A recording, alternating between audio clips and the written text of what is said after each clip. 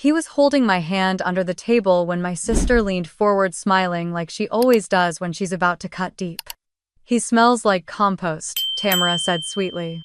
Her husband chuckled, adding, "Farmers don't usually get invited to places like this." My mother gave me that look, the one that says, "Just smile, Camille. Pretend it doesn't hurt." So I did. I smiled while they laughed. I smiled while my fiancé, the man they dismissed as dirt, quietly placed a napkin on his lap and said nothing at all. Because they had no idea who he was. They didn't know about the patents, the federal grants, the millions. They just saw soil under his nails and missed the empire growing in his hands. My name is Camille, and I once believed love could earn respect. That night I learned truth didn't beg for permission. I still remember the way the roasted rosemary chicken smelled as it came out of the oven, how the fresh herbs clung to the air like hope. I had spent the afternoon helping my mom set the table, even though I knew she didn't really want my help. She had her own rhythm in the kitchen, honed over years of throwing dinner parties and hosting holiday meals that looked like magazine spreads. But this dinner wasn't about impressing anyone outside the family. It was about presenting Nate to them. And somewhere deep down I think we both knew it wasn't going to go well. We sat around the oak dining table in the house I grew up in, under the same dim chandelier that had once made everything feel grand. My father Douglas poured himself a second glass of wine before anyone had taken a bite. My mother Rachel smiled too tightly as she ladled out soup and corrected Nate's pronunciation of bouillabaisse as if it were a personal offense. Next to me Nate sat with his usual quiet confidence. He wore a clean blue button-down sleeves, rolled collar crisp.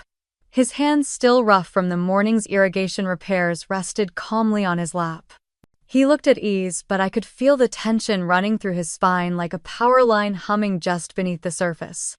Tamara was late as usual. When she did arrive, she swept in like she was entering a boardroom rather than her parents' house. High heels, pristine ivory blazer, and that signature smirk that always managed to make you feel like you'd just failed an invisible test. Her husband Elijah followed behind her, phone in hand, nodding at whatever deal was consuming his attention. They took their seats across from us, and the air shifted. Tamara raised her glass of Chardonnay, smiled at Nate with the warmth of a glacier, and said softly enough for the room to hear, but with an edge sharp as a knife, "He's cute for someone who smells like compost." There was a pause just long enough for the words to land. Elijah chuckled, leaning back in his chair, then added, "I thought you'd marry someone with a job that involves more digits." Mom let out a short, nervous laugh and reached for the breadbasket like nothing had happened.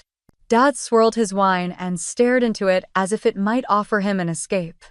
Allison, sitting at the end of the table, shot me a look that said she was sorry and tried to change the subject, talking about a new exhibit at the Botanical Gardens. No one listened. I felt heat rising to my cheeks.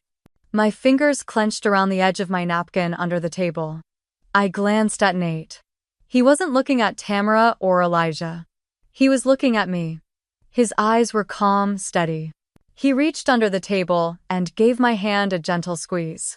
"Let them," he had whispered to me once before. "Let them talk. We know who we are."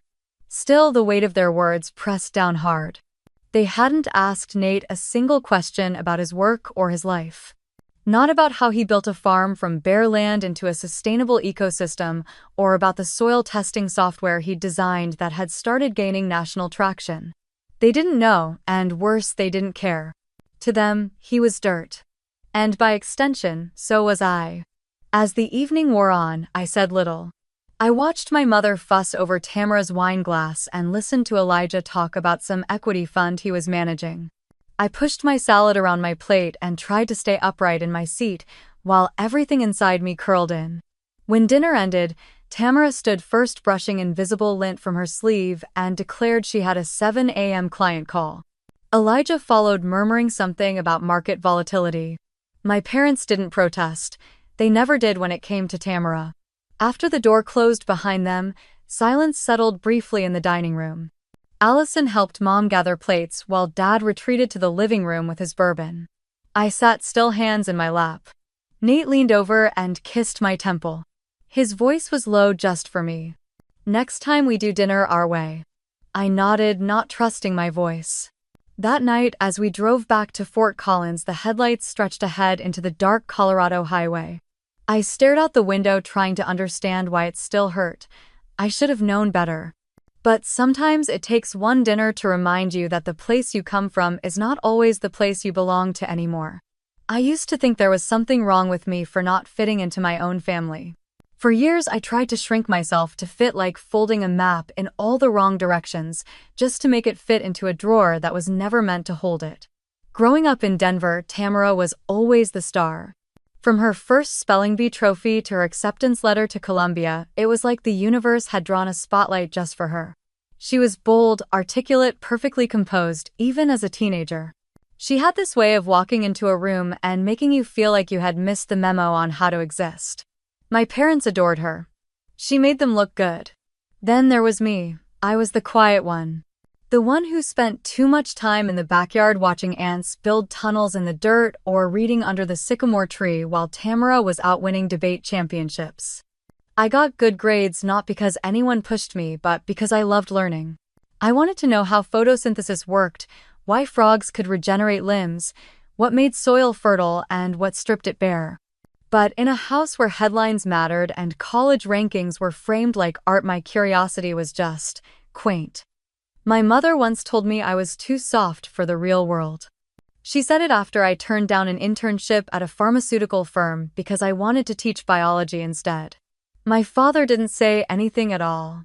He just poured himself another drink and asked if I'd considered getting a real degree.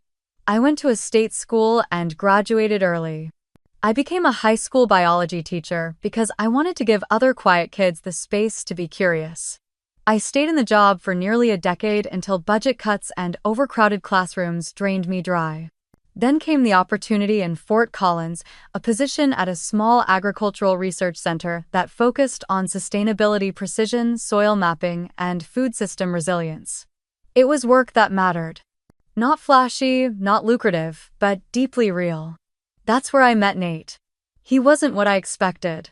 Not for someone with a doctorate from MIT and 3 patents to his name. He wore the same boots every day, tracked dirt across linoleum floors without apology, and spent hours in the field testing the pressure of drip lines like his life depended on it. But there was something about him, this quiet steadiness, a mind that could toggle between algorithms and plant health diagnostics, and a soul that found poetry in crop rotation. Our first conversation was over a broken irrigation valve. He was elbow-deep in rusted metal and clay, cursing under his breath when I offered to hold the line steady. He glanced up, nodded, and said he liked my boots. We went for coffee the next week. 6 months later, we moved into a little rental near the reservoir, where wild sunflowers grew between the cracks in the driveway. We didn't have date nights at Michelin-star restaurants or take weekend trips to Aspen. We built raised garden beds and argued about compost ratios. He taught me how to patch irrigation lines, and I taught him the names of the birds that nested in our backyard feeder. We laughed over burnt pancakes and danced barefoot to old records in our kitchen. And yet, every time we drove to Denver for a family gathering, I felt myself brace. Not because of Nate, but because I knew what was waiting for us. My family never said anything outright. That wasn't their style. But Tamara's tight-lipped smirks and Elijah's passive jabs made it clear. Nate wasn't impressive in the way they measured success. He didn't wear cufflinks or talk about mergers. He didn't belong in their curated world of prestige and posturing. And by choosing this life of greenhouse humidity and soil sensors and quiet joy, I had placed myself firmly outside the circle too. Sometimes I wondered what would have happened if I had played the part. If I had gone to grad school on the East Coast, married someone with a 6-figure salary, stayed close to the city. Would they have embraced me then? Would I have belonged? But then I'd remember the way Nate looked at me when I showed him how to germinate seeds in paper towels. The way his hand fit around mine when we drove down dirt roads with the windows open. The way he listened, truly listened, when I talked about things that mattered to me. They might never understand the life I chose. But that didn't make it any less valuable. The night after that dinner, I sat awake while Nate slept beside me. The house was quiet save for the ticking of the old wall clock.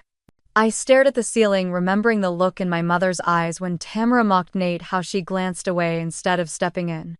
How silence in that house had always been the loudest form of betrayal. Maybe it had always been this way. Maybe I had always been the girl in the family photo whose smile looked just slightly forced. I reached for my phone and scrolled through the pictures Nate and I had taken that summer, dirty hands holding tomatoes, goofy selfies with the goats from his cousin's farm, sunset shots from the trail behind our house. Not staged. Not polished. But real. I didn't belong to their world anymore, but maybe I never really had. And that truth, as sad as it was, felt like the beginning of something honest. The private dining room at Riverstone was dimly lit, all low candles and glass chandeliers. My father loved that place. He said it made him feel like old money, even though our family never quite hit that mark. It was his 65th birthday and he was wearing a navy blazer that still had the tailor's chalk on the sleeves.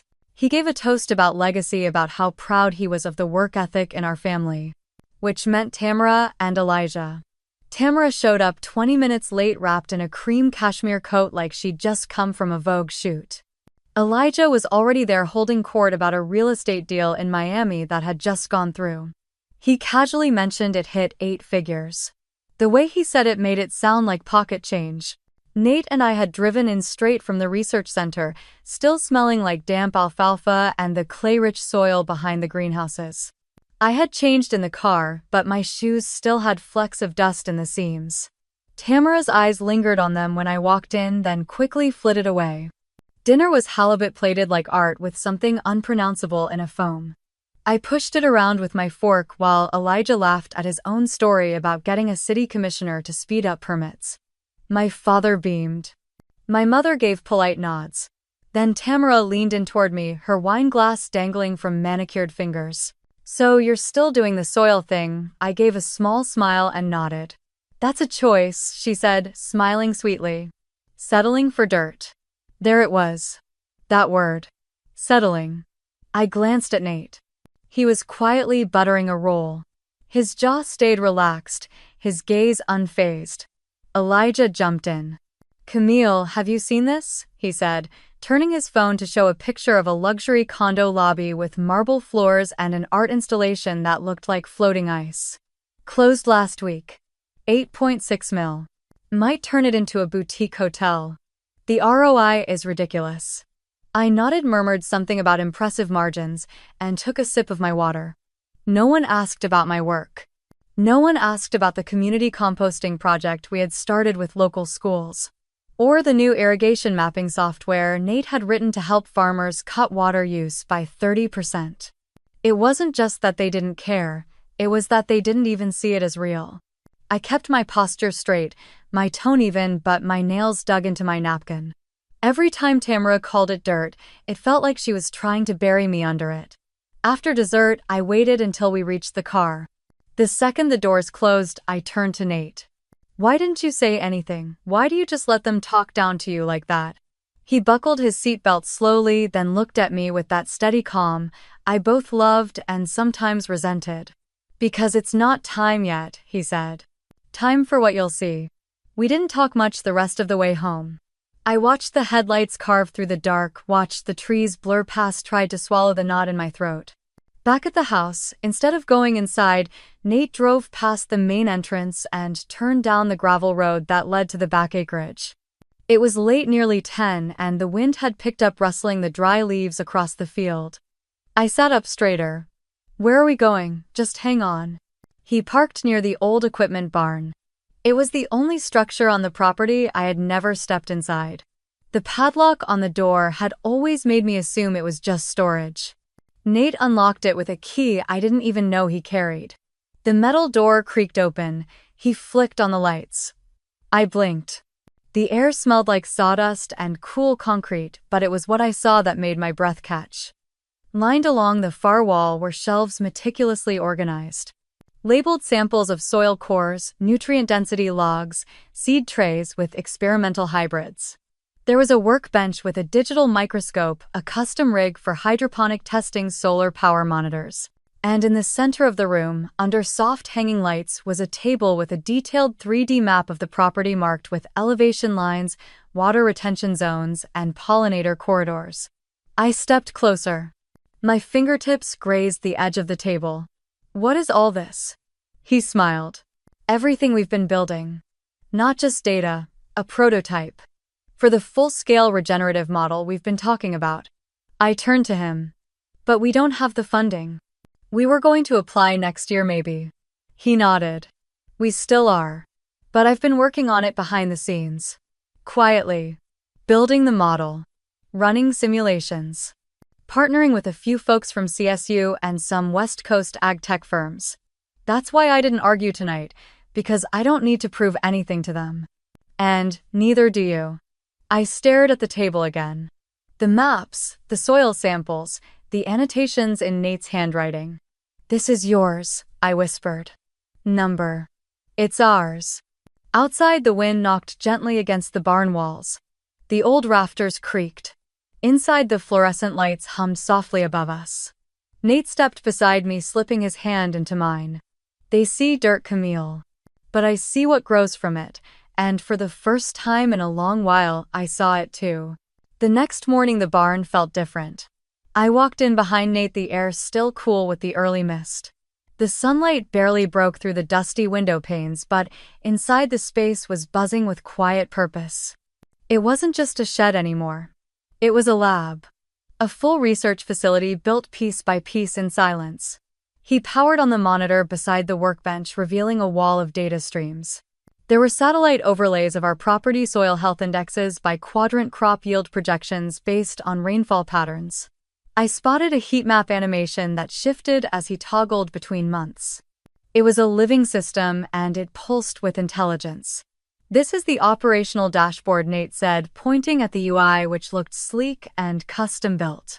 It runs on a modular irrigation algorithm we developed last year. It adapts in real time based on soil moisture and evapotranspiration rates.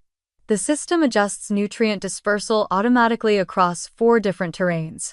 I stared at the display. The interface was cleaner and more advanced than anything I had seen in public ag tech presentations. My eyes drifted to a binder next to the monitor labeled AgriPulse Technologies. Nate picked it up, opened to a page near the front, and handed it to me. It was a corporate filing document from the Colorado Secretary of State's office, and there it was. His name listed in bold next to the title Chief Executive Officer.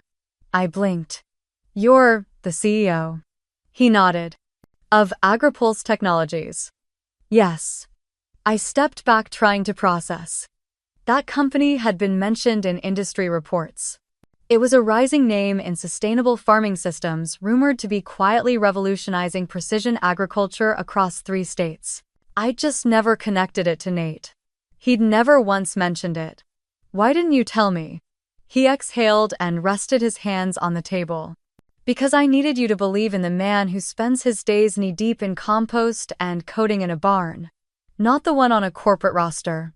I didn't want this to become about valuation or prestige. I wanted it to stay about the mission. I looked back at the display. The numbers at the top of the dashboard updated again. $53.2 million. That's what the company's current valuation was. My stomach twisted. How long have you? Since before we moved here, he said. Quiet growth, mostly reinvested. Our research has led to 32 patents issued so far, another 11 pending. Half of them already in use with partner farms in Utah and Oregon. I didn't know what to say. My hands trembled slightly as I reached for another folder. This one was thicker. It had a red tab labeled Market Positioning Risk. Nate hesitated, then opened it to a printed spreadsheet. I didn't want to show you this part, but I think you deserve to see the whole picture. The sheet was a transaction log. Pinnacle Holdings. That was Elijah's investment firm. One of the accounts had placed a series of short positions against AgriPulse stock last year. I scanned the numbers. It wasn't a mistake. Your brother tried to short your company. Nate nodded. Cost them over $2 million in losses when the price rebounded. But why? Because we refused their acquisition offer. Quietly, through a shell partner. They didn't know I was behind AgriPulse when they made the bid. When we declined and started gaining market traction, they retaliated. I sank into the worn chair beside the workbench. My breath was shaky. They attacked you, I said slowly. They bet against you. And I defended them. They didn't know who I was, Camille. They thought they were gambling against another faceless startup. It wasn't personal. But it became personal for me when I realized how much it hurt you to defend people who are trying to crush the very thing we've been building. I felt like I was staring through a broken lens, watching my life distort and realign all at once. All those dinners where they mocked Nate's hands, called them farmers' hands. All those snide comments about how we were wasting our time in the dirt. They didn't just dismiss us, they actively tried to destroy the value we were growing. Because they couldn't see it. Because they refused to believe that something real could come from something they considered beneath them. I touched the edge of the table map again. The fields we had walked together in spring. The bees we had tracked. The kids who had come for tours with their school. All of it had felt fragile to me before. But it wasn't. It was already rooted. Stronger than I had realized. They tried to bury you, I whispered. Nate looked at me. They did, he said. But like we always say around here, it's just dirt. And then he smiled. But it's good dirt. And I smiled back, tears rising again, but not falling this time, not out of pain, out of clarity, out of truth. I spent the next day buried in documents. Nate had printed everything. SEC filings. Investor activity logs. A flagged report from an internal watchdog group. The numbers didn't lie. Several investment accounts tied to Pinnacle Holdings had placed aggressive short positions against AgriPulse Technologies during a volatile window last year. The volume and timing were too specific to be coincidental. One of the accounts was in Elijah's name. Not just a random bet. He had timed his moves to hit during a product launch window and an anticipated partnership announcement. He had insider context. He had known exactly when the company would look vulnerable. He hadn't just taken a financial risk. He'd made a calculated attack. I scrolled through the digital version Nate had forwarded to my laptop. There was a section in the report flagged with a warning about potential coordinated market manipulation. It didn't use Elijah's name directly, but the identifiers matched. Internal notes referred to a high-risk hedge fund manager with direct family ties to a target company's co-founder. That was Nate. My phone buzzed. It was Allison. Her message was short, just one line. I overheard Tamara say she knew about Nate's company the whole time. Told Elijah to short it anyway. Said it was never going anywhere. I stared at the screen. Read it again. Tamara knew. She had mocked him at dinner, smiled while calling him a farmer with dirt under his nails. Said he was living off my money. All while knowing exactly who he was and what he had built. She'd encouraged Elijah to bet on his failure. That wasn't just arrogance. That was sabotage. It wasn't passive, it was pointed. And I had stood there trying to keep the peace. I closed my laptop slowly. The anger didn't come all at once. It was quiet. Cold. Like a pane of glass slowly cracking under pressure. I thought of my father praising Elijah's instincts. My mother asking if Nate would be able to keep up with our lifestyle long term. Tamara sipping wine and asking if we could really afford the land out here. Every word was laced with something rotten, and I had let it all pass. I didn't owe them silence anymore. Later that night, Nate and I sat on the back porch. The sky was deep blue, stars breaking through one by one. I showed him the message from Allison. He didn't flinch, just nodded. I figured she might have known, he said. It's not like she doesn't keep tabs on people, so it was never ignorance, I whispered. It was dismissal. Deliberate. He nodded again. I looked at him. We had protected so much. Our time, our work, our peace. But some things needed to be exposed. Some truths needed light. We should invite them here, I said. All of them. He raised an eyebrow. For a visit. To the farm. A little pre-wedding gathering, that's what we'll call it. He studied my face. You want to show them not everything, I said. But enough. He leaned back, processing. Then he said quietly, let's make dinner. 3 days later, the invitations were sent. My mother responded, first thrilled at the idea. She said it would be good for everyone to reconnect before the big day. My father wrote back with a thumbs up emoji. Tamara replied with a 2-word message. Sounds rustic. Elijah didn't respond. Allison sent a heart. I spent the next few days planning. Nate handled the logistics. The house was cleaned. The barn was prepped. The table was set for 12. I chose simple wildflowers for the center. No catering. Just our own food cooked by us. Honest food. Honest setting. The morning of the dinner, I watched Nate finish a row of fencing near the orchard. Sweat clung to his shirt, his hands moving with quiet precision. He looked like the man they never wanted to see. The man they never thought could matter. And yet this land pulsed because of him. Not just because of his vision, but because of his heart, his hands. His refusal to be anything but exactly who he was. By noon, the guests began to arrive. My father brought a bottle of expensive wine. My mother wore heels and commented on the gravel. Tamara arrived last with sunglasses and a leather clutch. Elijah still didn't show. Allison hugged me at the door. You okay? She whispered. I nodded. You sure you want to do this? I'm not doing anything to them, I said. I'm just not protecting the lie anymore. She stepped back, nodded once, and walked inside. The table was set. The sun dipped lower. The lights above the porch glowed amber. Conversation was light, surface level. My mother complimented the mason jars. My father asked about the soil. Tamara took pictures and whispered captions to herself. Nate stood behind me, his hand resting gently on my back. This is the calm before the shift, I thought, and it was exactly where I needed to be. The evening breeze carried the smell of rosemary and fresh earth as everyone settled at the long wooden table. We had set it outside right beneath the string lights Nate had hung that morning. It wasn't extravagant, no crystal or fine china. Just white plates, cloth napkins, and the food we had grown ourselves. Bowls of heirloom tomato salad, sourdough bread baked that morning, grilled vegetables and lemonade sweetened with honey from our own hives. Tamara looked around, adjusting her silk blouse against the cool air. Still feels quaint, she murmured, her voice aimed more at her wine glass than anyone else. No one replied. My mother complimented the centerpiece again. My father asked if we had built the pergola ourselves. Nate answered politely, his voice steady, his smile polite. Allison sat beside me, watching everything with quiet alertness. We had made it through the salad course when Nate stood up. He didn't raise his glass. He didn't clear his throat. He simply picked up a folder from the bench behind him and set it gently in the center of the table.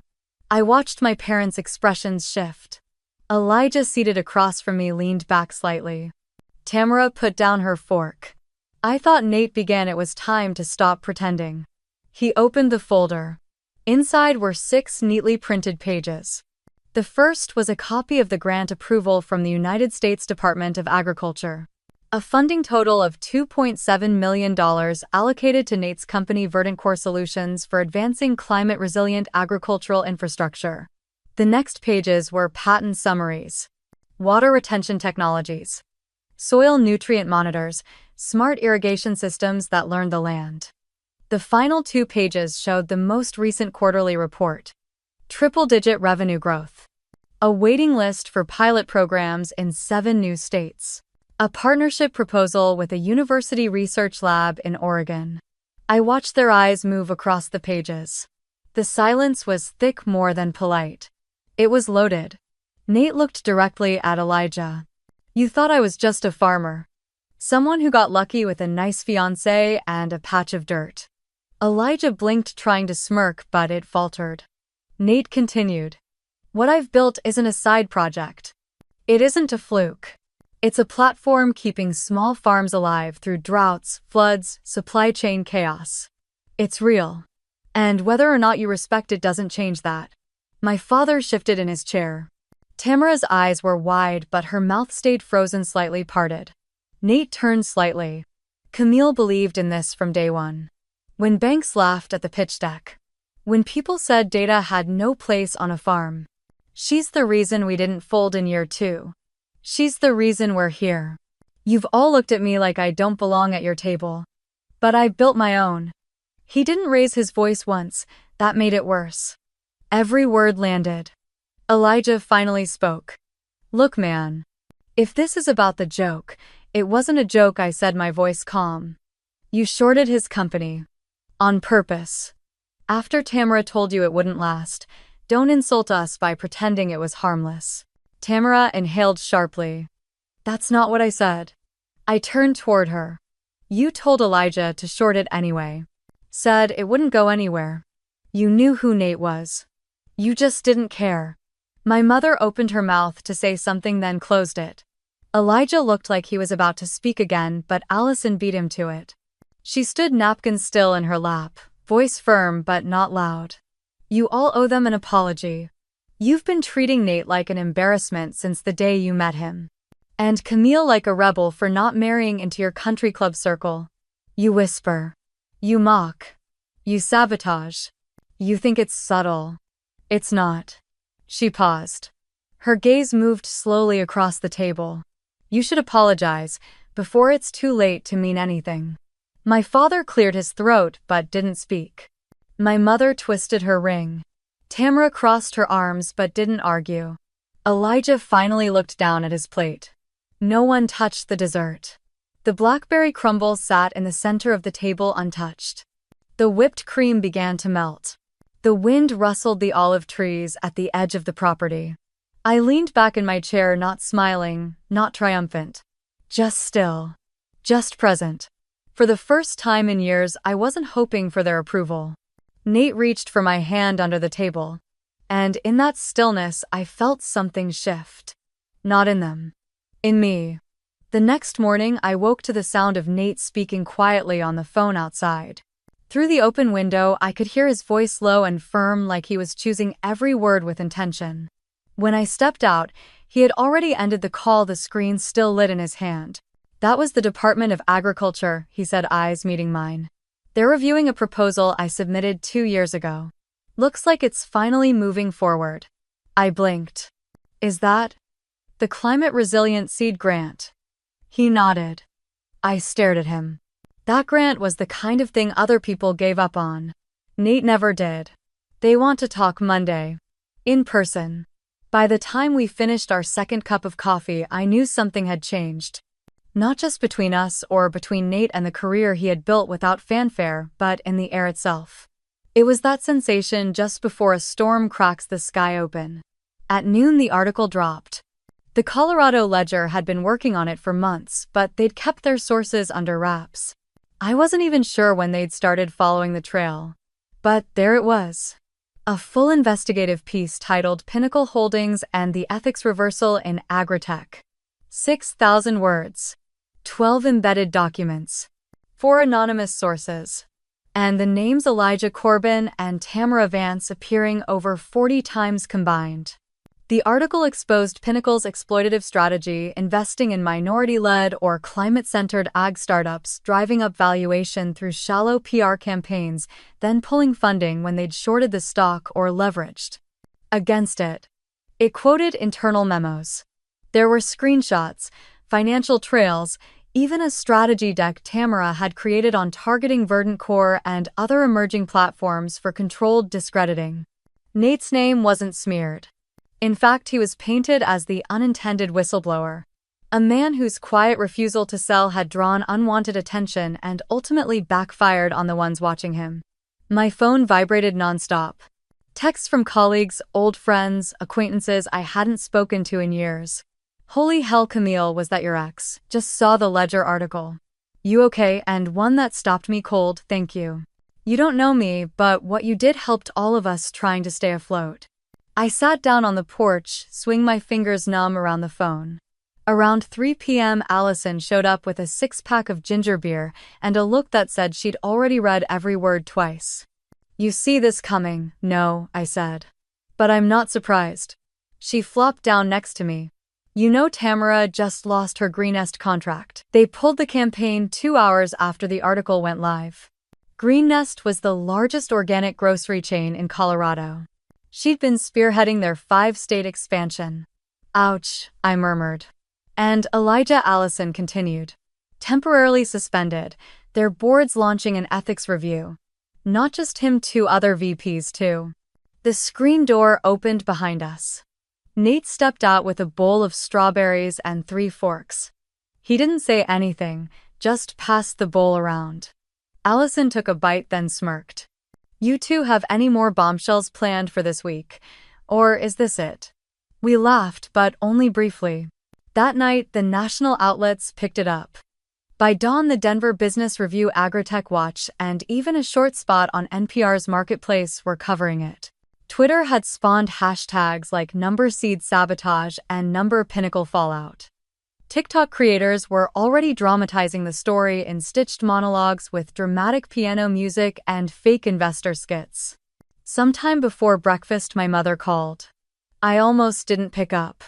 Camille, her voice snapped. What have you done? I stepped outside. The wind had picked up, leaves skittered across the gravel path. Good morning, Mom.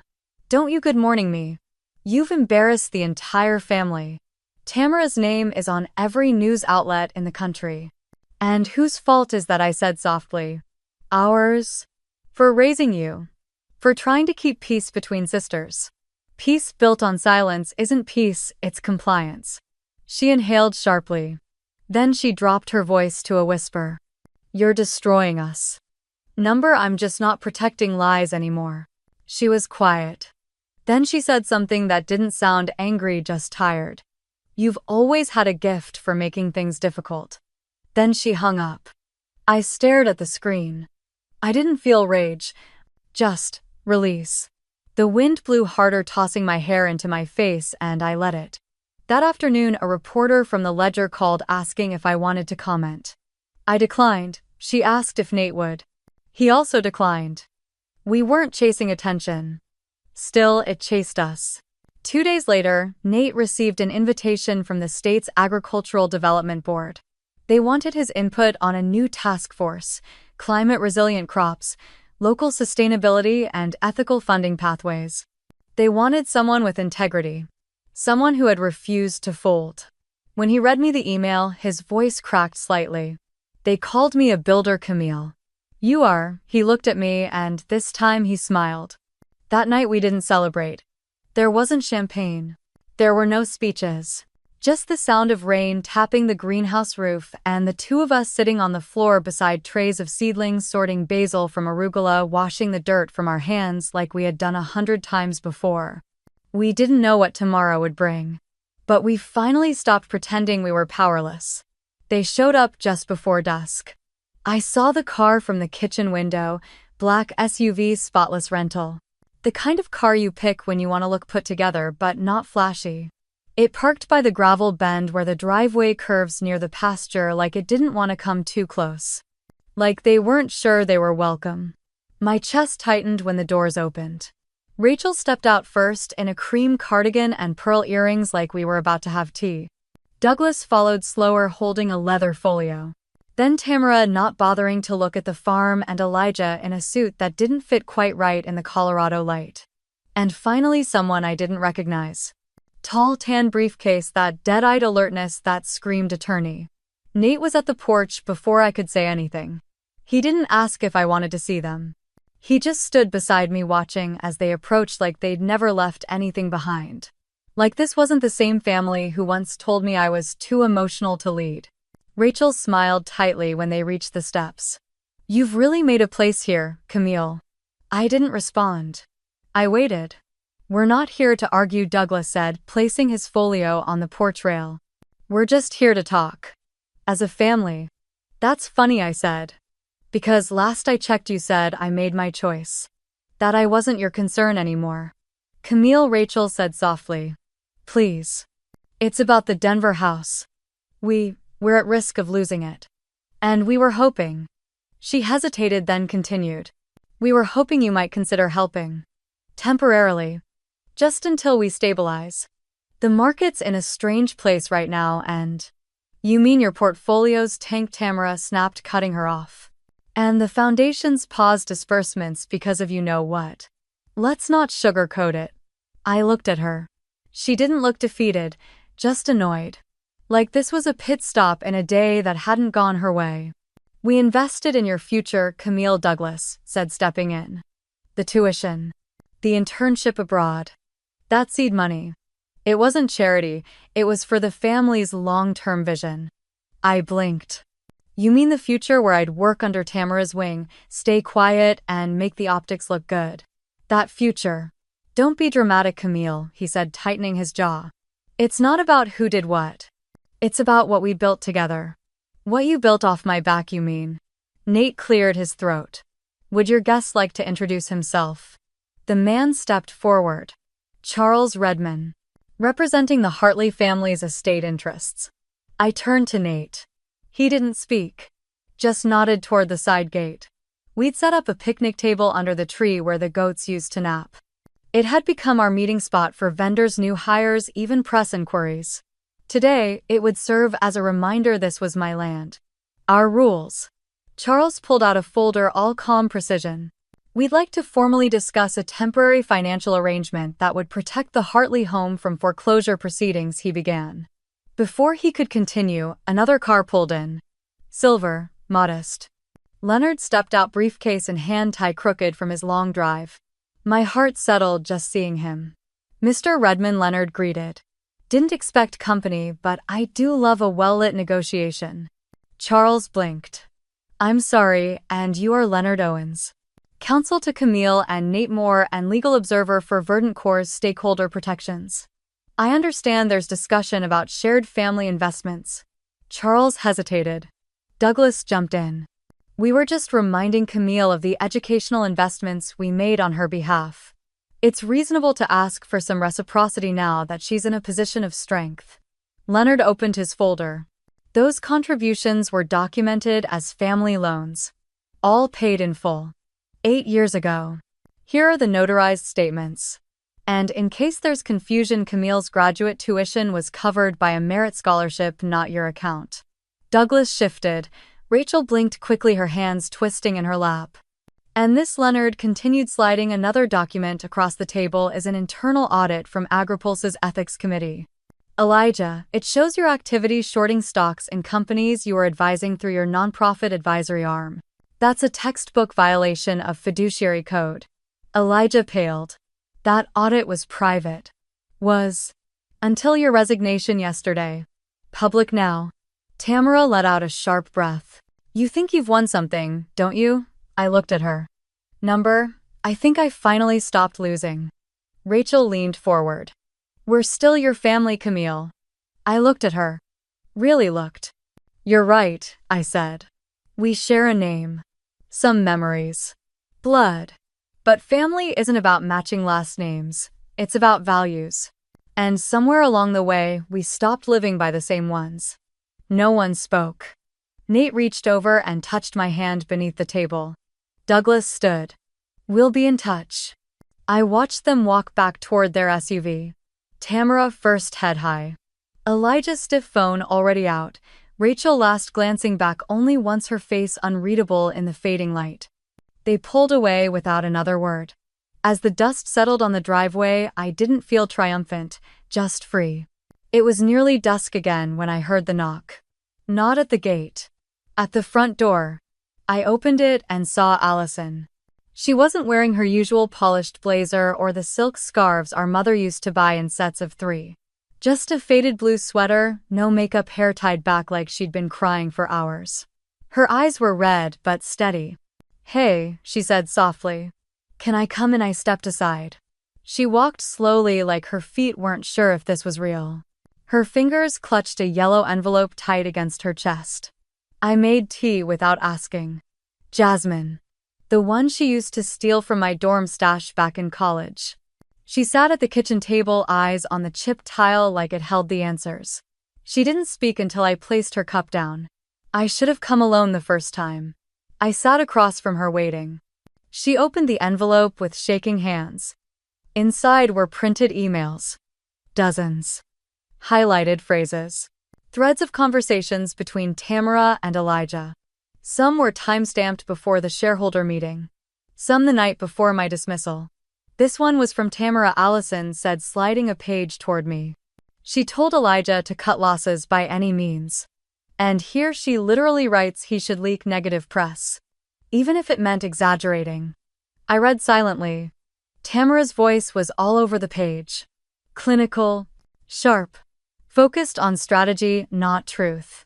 No regard for who got crushed underneath. I knew, Allison whispered. Not the details. But I knew something was off. I saw how they met privately. How Tamara changed the calendar invites. How Elijah avoided you in meetings. Why didn't you say anything? She looked up. Her eyes filled. Because I was scared of her. Because she made me feel like if I stepped out of line I'd be next. I looked down at the paper again. One message stood out in bold. Just push it. Agripulse isn't family. Camille won't survive the optics. I folded the sheet gently. I don't need you to pick sides, Allison.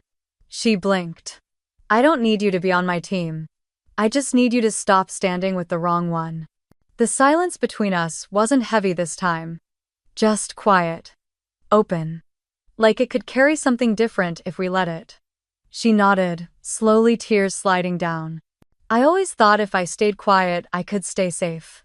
That maybe I wasn't brave like you, but at least I wouldn't be the one bleeding. I didn't say anything. She looked around the kitchen. I haven't been in a house that feels like this in years. You and Nate, this place breathes differently. I smiled gently. It's not the house. It's the people in it. She laughed short and wet. Can I ask you something? Of course. Do you think I'm like her, Tamara? I paused. I think you were scared, and I think fear makes people smaller than they are. But no, Allison. You're not like her. You came here. She wiped her cheek. Dad always said you were too idealistic. That you didn't understand how the world works. He said the same thing when I was 10 and tried to stop them from cutting down the elm tree behind the house. She smiled. You chained your bicycle to the trunk. It was a dumb idea. It was yours. For the first time we were laughing. Not nervously, not carefully, just laughing. Like we used to before, family dinners got quiet and Tamara got louder. We sat there a while longer drinking jasmine tea that had gone lukewarm. Talking not as sisters shaped by the same childhood but as women who had grown up differently despite it. She pulled a small USB drive from her pocket. There's more in here, the originals. The metadata. I thought maybe Leonard should have it. I took it from her carefully. Thank you. She stood. I should go. I walked her to the door. Before she stepped outside, she turned. You don't have to forgive me today. Or ever. I just wanted you to know that I see it now. All of it. I nodded. She left without looking back. But I stayed at the doorway a while longer watching the light fade behind her car. I didn't feel vindicated. Or triumphant. I just felt lighter. Like someone had finally stopped pressing their version of the world onto mine. Not because she gave me an apology, but because for once we weren't pretending. The email came on a Thursday morning while I was checking irrigation reports with Nate. It was from the University of Colorado Department of Sustainable Resource Management. The subject line simply read Visiting Lecturer Invitation. At first I thought it was some kind of mistake. But when I opened it, I saw my name in the body, the dean's signature at the bottom, and a warm request for me to lead a 2-week seminar on regenerative agriculture and ethical land use practices. Nate read it over my shoulder, then grinned. Told you. They're watching what you're doing out here. It wasn't the kind of thing I ever thought would happen. Not after the past year. Not after being stripped of the company I built. But apparently people had been reading. Listening, watching. I emailed back a careful yes, then suggested we hold the first session right here at the farm. In the fields. Among the soil and seed and sweat. The dean responded within an hour. He loved the idea. So we started preparing. I reached out to local co-ops and student groups, invited farmers from across the state, even looped in a few independent scientists I had admired from afar. We rented folding chairs, pressure-washed the barn, and turned the east pasture into a makeshift lecture circle. By the time the day arrived, over 50 people had registered. They came in flannel and dress shirts, in faded jeans and fleece vests. A few carried notebooks, others brought cameras. Some were there to learn, others to listen. All of them curious. I stood at the front of the circle, flanked by rows of kale and sunflowers. The sky was that impossible shade of Colorado blue, and I felt more grounded than I ever had inside any glass office tower. We talked about soil health, about crop rotation, about community-owned food systems. I told stories about the first harvest after the drought and the bees that came back after we stopped spraying. I told them about failure too. About the tomatoes that rotted and the rain that didn't come and the nights I almost gave up. And somewhere in the middle of it all, I saw something shift in their eyes. A softness. A recognition. One of the attendees was a man in a slate gray blazer a little out of place among the mud and hay. He introduced himself at lunch as a partner at a climate-focused venture fund. After I finished my afternoon session, he approached. "Camille Wright, yes. You ever think about going back to the city, working out of an office again? You've clearly got the mind for high-level impact. Just wondering why here." I looked at the sunflower behind him, the one curling slightly toward the light, because things grow here. Including me. He chuckled. Fair enough. Later that evening, after everyone had left and the chairs were stacked beside the barn, Allison showed up. She held a flash drive this time, small and nondescript. "There's one more thing I think you should hear," she said. We went inside. I plugged it into my laptop. The file was labeled only with a date. I clicked play. Tamara's voice filled the speakers. Calm. Controlled. And terrifying. "If she doesn't cooperate, we burn her out. I don't care what it takes. If Camille won't stay silent, we ruin her future. Make her unemployable. Make them doubt her judgment. She wants integrity, let her keep it in a garden alone." I pressed pause. My chest didn't tighten. My hands didn't shake. I just looked at the screen, then at Allison. "You don't have to do anything with it," she said quickly. "I just thought, you should know. In case you ever doubted yourself." I didn't doubt myself. Not anymore. I copied the file and stored it in a folder on my drive. I named the folder Light. I didn't need revenge. I didn't need courtrooms or headlines. I had what I needed: my work, my voice. The ability to choose who I became from here on out. Allison sat quietly beside me for a while. Then she squeezed my hand and left. Nate found me in the garden an hour later. I was watering the lavender beds, humming some old tune I couldn't name. "How was your big day, Professor?" I smiled. "Not bad." I kissed him on the cheek, muddy gloves and all. Then I looked out at the rows of plants, the barn, the field. Somewhere behind me a new door had opened. But I was already home. Spring came quietly that year. No big announcement. No dramatic bloom. Just warmer mornings, softer earth, and a subtle green spreading across the fields like a breath held too long finally let go. Nate and I spent most mornings in the greenhouse, knees in the soil, checking on the new seedlings. These weren't just for our own fields this time. The Department of Agriculture had partnered with us to develop a drought-resilient varietal program across 7 dry state communities: Arizona, New Mexico, Utah, parts of Texas. Places where farmers were still trying to squeeze life from cracked soil and dry winds. We had rows of saplings, now peach, fig, pomegranate, olive, early experiments that needed care not just to survive but to prove they could thrive elsewhere. We logged everything: soil response, water absorption, growth rate. And I found myself waking each morning with the same quiet anticipation I used to feel before a big pitch meeting. But this wasn't about proving myself to a boardroom anymore. It was about something far older. Planting something I wouldn't live long enough to fully see. One Tuesday afternoon, a journalist from Sierra Journal came by. She wore trail shoes and had a notepad stuffed with wildflowers between the pages. She asked thoughtful questions. About science, about equity, about what the future of land stewardship could look like if it was led by women. Near the end, she looked at me and asked if she could pose one final question. "If you could send one message to your family now, what would you say?" I looked out the window. Nate was hauling compost with the interns. A bluebird landed on the corner post. "Nothing," I said. "I don't need them to understand. I just need them to see." She paused, scribbled something, and closed her notebook. When the piece came out 3 weeks later, the headline read, "She grew a new world where her roots had been cut." It went viral in some corners. Agricultural blogs, women's networks, A few universities reached out for syndication rights. I didn't post it, but I saw the analytics. A week after the article dropped, an email came through, from Rachel. "If you ever want to talk, I'm still here." I stared at it for a long time. Then I closed my laptop.